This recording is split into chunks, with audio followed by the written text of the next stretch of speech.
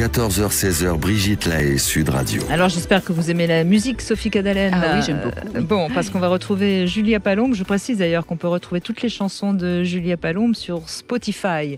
Alors est-ce qu'on retrouve aussi le concerto en chat mineur ? Il arrive. Je vais peut-être l'enregistrer. Écoutez, tout a commencé, vous savez que je suis maman, tout a commencé par la 4e de couverture d'un livre d'enfant qui traînait dans mon salon et sur laquelle on pouvait lire « Me fait la vache, bœuf fait le mouton, devine grâce aux cris d'animaux qui se cachent sous les volets de chaque page. » Alors, je ne sais pas ce qui se cache sous les volets de chaque page de ce livre, mais je vous avoue que je me suis dit, mais moi, je peux peut-être, grâce aux cris d'humains, découvrir qui se cache derrière les volets de mon immeuble. Ah, fait la voisine du 7e. Ah, fait la maîtresse du barman dans la cour. Oui, encore, fait la petite jeunette du rez-de-chaussée qui a enfin trouvé le bouton magique. À ce petit jeu-là, mon concerto en chat mineur va vite être écrit. Enfin, avant d'aller plus loin, je voudrais parer à toute attaque venue des néo-féministes. Mon concerto s'appelle Concerto en chat mineur, car j'aime quand c'est profond, nostalgique, que l'émotion étrangle la voix, comme l'est le mode mineur. Alors non, je ne l'appellerai pas Concerto en chat majeur. Inutile de déboulonner les statues du monde. C'est ridicule, vraiment, je vous assure. Enfin, revenons à nos petites chattes. Enfin, à la musique. Dans mon concerto, il faudra bien sûr des contrepoints. Vous savez ce qu'est un contrepoint ?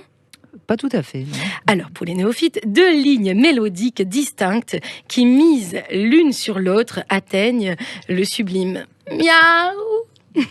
On y vient. Alors, enfin, je dis 2 lignes, mais on peut facilement en mettre 4, 6, jusqu'à 8 lignes les unes sur les autres. Ah, le contrepoint, c'est fantastique. Mais moi, j'ai une tendresse particulière pour le quatuor classique. Ah, ce plan à 4, cet archer, cette passion, cette vivacité. Vous entendez l'émotion, le va-et-vient des archers sur les cordes ? On va, le cœur léger, on se balade, c'est excitant. On ne sait pas où l'on va, mais l'on y va. Mais maintenant qu'on en parle, j'ai un souvenir diabolique d'un philharmonique. Je me suis faite contrebasser, violonisé, trombonné, pianonisé. Ah, l'amphilharmonique. Ce divin délice. La musique classique, c'est fantastique parce que ça commence toujours par une ouverture. Généralement, juste après, il y a le premier mouvement. Le premier mouvement, juste un doigt. Et puis vient le allegro. Allegro, mais non troppo, hein. Tranquille les enfants, ne vous précipitez pas. Faut savoir s'étendre, sans se répandre, c'est délicat, comme disait le grand Serge. Et puis entre nous, la musique, c'est le seul domaine où tu peux te taper des octuplés. Les tutus, la fugue, chacun son geste. Tu montes un octave, un autre, encore une autre, jusqu'à arriver tout en haut. C'est beau, c'est chaud, c'est bon. Là, on transpose, on dispose, on s'expose, on met des dièses, des bémols, oui. Vous entendez ? Ça va s'envoler. Voilà, ça s'envole. Je me sens transportée.